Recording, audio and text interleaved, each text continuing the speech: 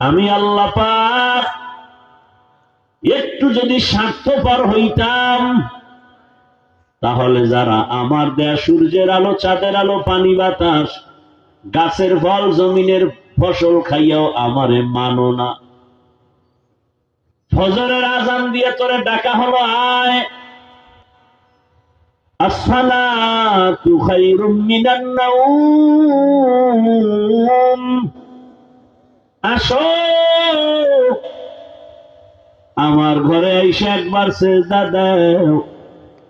আমি আল্লাহ তোমারে ডাক দাওয়াইলাম মুয়াজ্জিনের দিয়া, তুমি আসো নাই, হাজির হও নাই। ঘুমের মধ্যে দিয়া হঠাৎ তুমি শুনছো কানে ফজরের আজান।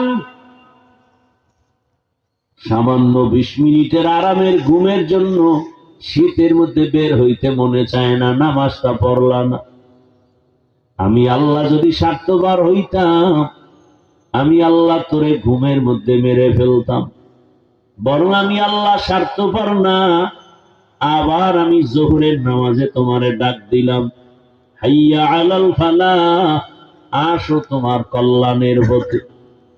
জোহরের হাজিরায় তুমি নাই, আমি আল্লাহ আবার আসরে ডাক দেওয়ার ব্যবস্থা করলাম, আসো।